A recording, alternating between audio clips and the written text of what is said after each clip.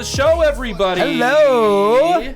This is the episode of Fresh AF. What if I just Fresh? Oof. With us today, we have. Here's the thing about Austin. There is no lack of individuals. No. And I don't just mean people. I mean individuals, Yeah, right? That's right. People living their true lives. Yes, and we've talked about this almost every episode tonight. It's just like the individuality, the atmosphere of Austin cultivates an environment of being your truest self. That's right. And this is an individual we've had the pleasure of becoming acquainted with, and I would dare to even say friends with over the last month or so. And he is a Renaissance man. Yeah. A polymath, if you will. Yeah, he is. He is a polymath. And so he is always the bridesmaid, never the bride. Yeah. Is what he's told me. But he has his hands in a lot of different things. Yeah. And I thought he would just be a great representative, a great slice of one section of Austin, and that is the quintessential bearded, tattooed, Stetsoned, booted, black t-shirted Austin man. You left out the watch. He's just wearing one. Watch wearing Austin man. So I turned him. His face got red. I know. I didn't know he was embarrassable. Look at that. So Taylor, tell us about some things you've got your fingers in, because you're just in so many cool things. So I'm just going to let you jump in and talk about it. So I heard the pie reference a lot of times there. Are you saying that I'm eating too many pies or something? Or there's a lot of pie references. My fat shtick? That's my shtick, dude. Dude, I did have a pie last night. Say big? Are you calling me big? Did you have a whole pie by yourself? No. I had a slice. Oh, okay. You said I had a pie last night. What was I supposed to say? You didn't say I had a pizza pie. Maybe I had a pie last night. Maybe you had a mini pie or something. I needed to know. Maybe you're projecting, my friend. Maybe. I had a slice of pie last night, and it was from a grocery store here. I don't know if I'm allowed to say the name. Oh, but H-E-B, okay. which they're dope. Yeah. What kind of pie? It was a Hatch green chili apple pie slice. Interesting. And it was amazing because it's Hatch green chili time at H-E-B. You know what I got sitting in my fridge at home? No. Chocolate pecan pie. Ooh. With Hatch? No, man. I'm not big on sweet. I got these keto brownies that I made myself at my fridge. With Hatch? No Hatch, no. Come on. But fucking good. Yeah, okay, all right. Kilo brownies are so good. He takes a kilo of Coke. The kilo brownies. Okay. Yeah, that's it. That's how it works. So about myself, other than the pie part. Pie connoisseur. Yeah. Got 10 fingers, 10 pies. What do I start with here? I do a couple things. I wear a few different Stetson hats. I guess all white though. Yeah, I have a black one. I have a brown one. Okay, sorry. Mostly white or tan or something. Yeah. You know, fawn I think is a color. Okay. He just cut his beard off 6 inches using that word. So I guess we'll start with the beard thing. Okay. I brought some stickers for you guys. Awesome. That goes on my dresser. Yeah. Nice. There's some mini ones and some patches and stuff. Okay. And you can't wear the patch unless you're in the club, right? Though. No, you can. I don't want to get beat up on the street. Well, are you wearing the patch, motherfucker? You ain't in the club. Right now on air, I'm gonna make this happen. Okay. I think I knight you guys or something like that, but you're both members of the club, honorary members. Why do I have to be honorary member? I just snuck it in at the end. Yeah, technically to be a competing member, you have to pay dues, which is a different thing. So we do competitions, all right?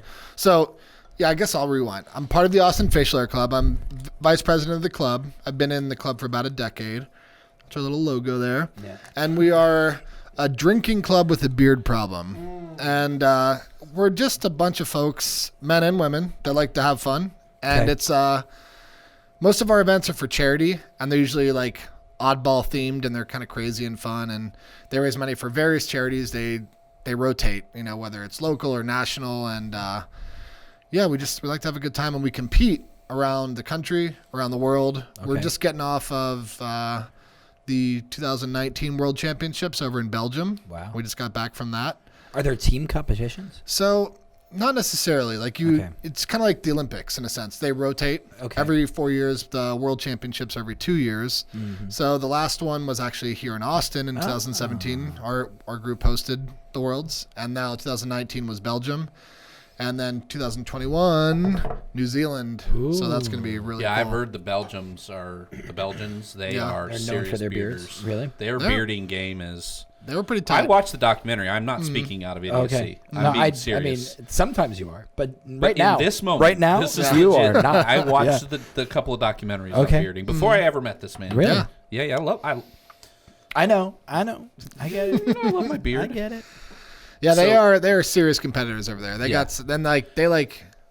Did anybody here place world in first place in something?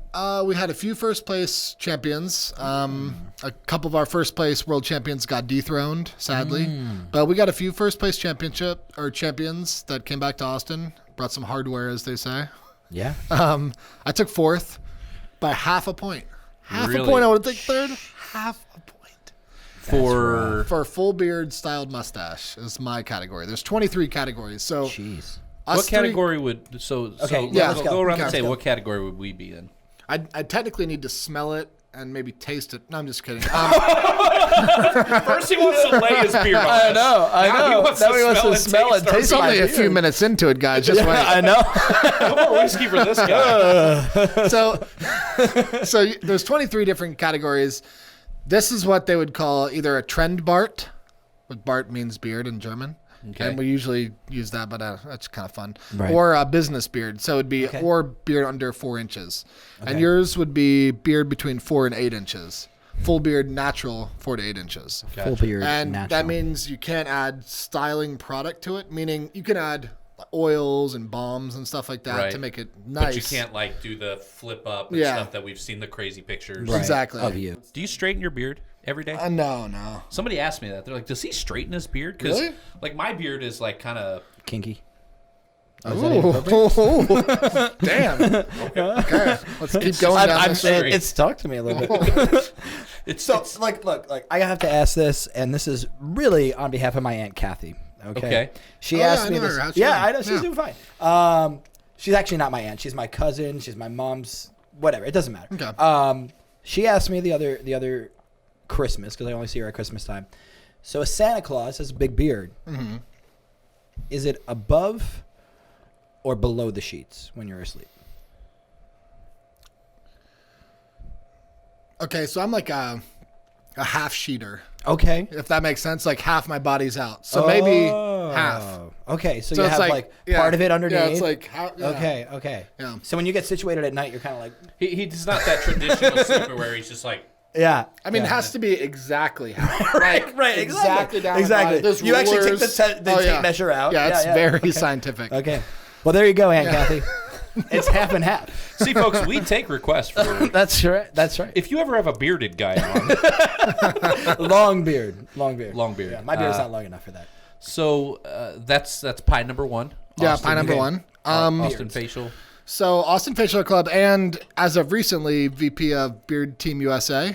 And I want to just throw this out there because I know we're... he can't honorary member us that. Not yet. Yeah, we'll get there, okay? Yeah. We'll get there. Yeah. So... hey, man, I'm just happy to say I'm in the 4 to 8 inch club. Got to meet those dudes that are over 12. That's all I'm saying. Damn. That's all I'm saying. But so Beard Team USA, and I generally don't say this because it's... Am I allowed to say douchey? I think it's real douchey. I don't walk up to people and be like, hey, I'm the U.S. National Beard Champion because I'm the current U.S. champion. Right. And that's about to go away in November because we're hosting the new national championships. And you can't win twice? Well, now that I'm involved in the organization, we just refuse to compete at our own contest because it seems... Even if you're right now the reigning... I'm the current U.S. national champion. Beard champion. Yes. And how long have you had that hat? About 4 years, because that was the last time they had the nationals, and it kind of dissolved, and when we took it over, so we can't compete at our own thing. It just seems sketchy, you know. So we just refuse to. It makes it all clean and clear. So it's like the judges going out on the ice and exactly. Right after they've judged, and then go out. And then it's like, okay, time to put my dress on. Yeah, exactly. I got so that's coming up in November up in Chicago. and that's on Beard Team USA. You can look that up. But is that going to be streaming anywhere? Or? It will be streaming, yes. Okay. And where's it going to be? Is it going to be here? It'll be in Chicago and in southern Chicago and Southwest. And it's going to be a really good time. It's going to be like maybe the biggest nationals, we hope, that has ever happened. Well, bearding was just, it's just exploding. Yeah. Over the last 5-7 years, it just went from like, you must ride a motorcycle to like, a whole different thing. I'm a little obsessed with history, and I've been going through like late 60s, early 70s history, and like the beard was such a different thing back then. Yeah, very different. And it's so funny to see where it's progressed to, how like you had the hippies with the beards, and that meant that they were like people that we should shoot if, we don't like them. And then all of a sudden everybody's got a beard, you know, and that's just the way my life was. Yeah. My daddy had a beard and now I got a beard, right? Yeah. So it's just interesting to watch how the beard has progressed culturally over the last like same 30, with 40 tattoos years. and stuff like for that. sure. Absolutely. For sure. Yeah. All right, so that's pie number 2. So we got 2 fingers and beard pies, but I know you got other pies. Beard pies. Okay. Thinking maybe new category. No, I don't know if we can put that on stage without the proper licensing. So anyway. I'll transition from beards into the next pie, beard pie.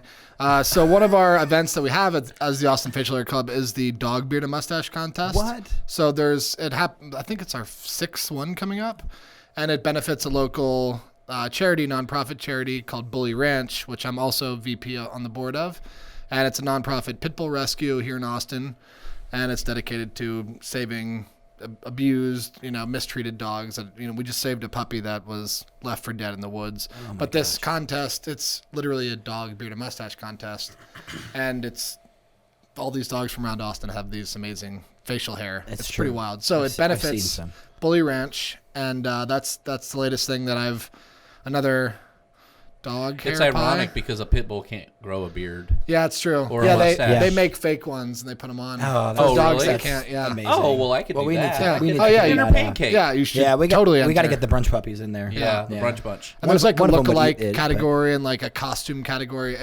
You got to come. If you're not there, I'll be upset. In Chicago? That's here in Austin. Oh, okay. It'll be at the Little Darlin. And Little Darlin's like a mile from my house. Yeah, it's coming up. I'll send you the exact dates, and you can put them on right now.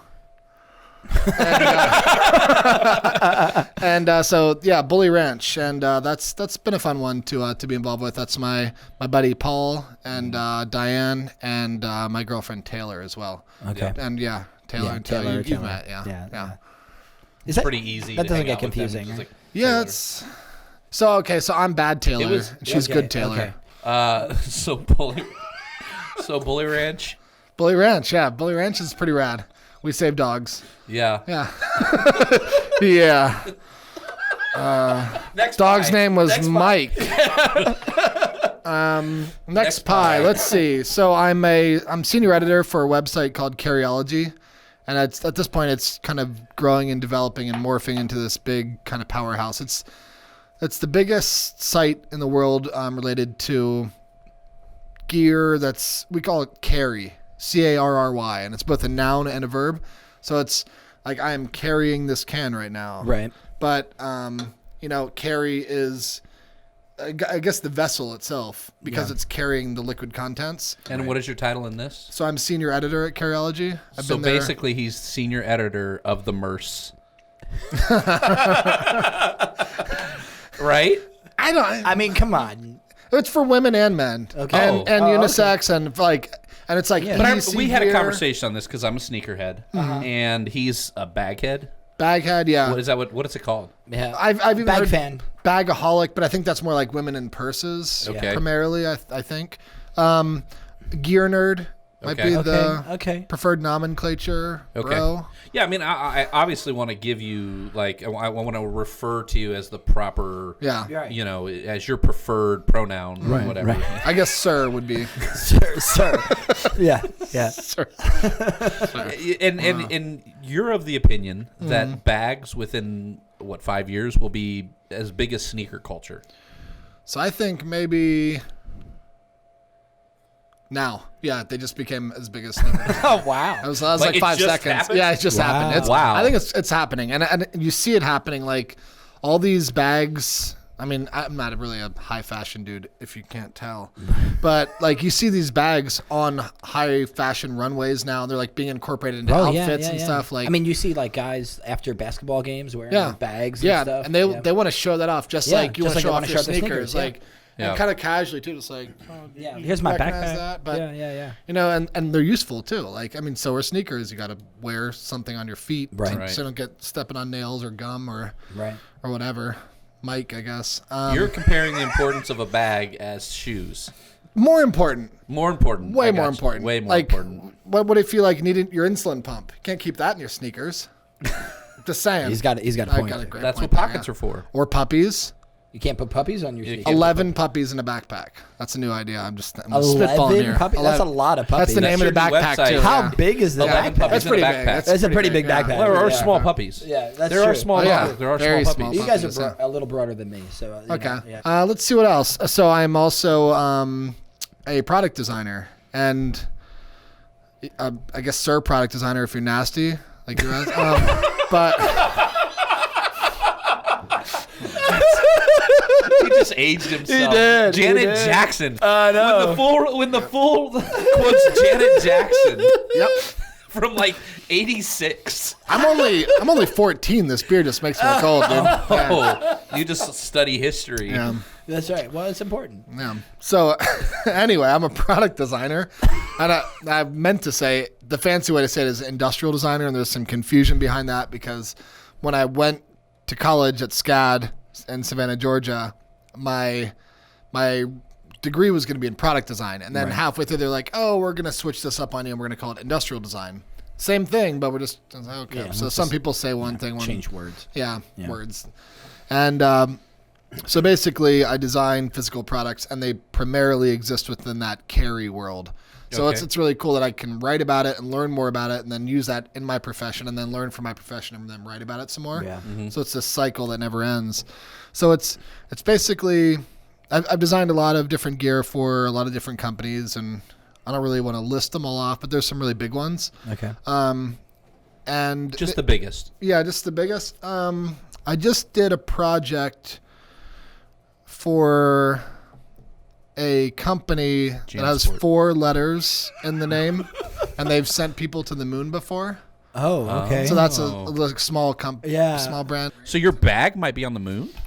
Something that I did that it's not necessarily a bag, Mars. but it's something else related to what we call soft goods industrial design, and that's where like the bag comes into play. I've also done hard goods as well. So like these would be hard goods. I guess there is some soft goods elements incorporated into them though. Gotcha. Like this. So if it's hard, it's a hard good, and if it's soft, it's a soft good. Yeah, you got it. I mean, you're also a model. Okay, so that was a fun one. Austin Monthly, they reached out to like 5 Austin restaurants, and that like iconic Austin restaurants, whatever they decided iconic. And they're like, hey, so we're gonna do this story on you guys, and we have this clever idea to like, you pick your favorite regular that you want to represent your restaurant, and then we'll interview them, and they talk about your restaurant, and then we publish it. It's a pretty clever idea, I thought. Yeah. And I've like known those guys forever. I heard there was a ramen shop coming to Austin, and I emailed them before they opened and said, hey, I'm nobody, but can I please like get on the soft opening list? And they're like, yeah, sure, you're cool, whatever, just show up. So I go to the restaurant, and it's empty before they open, and the photographer is a really nice guy, and he's just, okay, sit here, eat the ramen. Eat the ramen. He's like, cool. And I'm like, hey, do you mind if I see what you're taking a photo of? And he shows me the photo. Great photo. It's of the entire restaurant, like captures the entire interior, looks really beautiful, great lighting. You can see all their great decor. And I'm like this big in this photo, like real tiny little guy. Yeah. Like he can see me, but I'm like, oh, cool. No, that's a photo of me. And so time goes on, and Austin Monthly hits me up like, hey, we're gonna publish this article. Just want to make sure, is it cool with you if we add you to the front cover? And I'm like, yeah, I guess so. I saw the photo. It's nice, cool. Right. I'll be in nice it. And That's big cool. and yeah. And then boom, just my face, like, and the word Austin above my head, like on the cover of at every HEB, just staring all my friends right in the face. Yeah. Ladies and gentlemen, cover model. That's right. Taylor Welden, thank you for coming in today. Thank you for coming. So embarrassing. Cover model. There he is. The biggest pie of them all. Yeah. Oh man.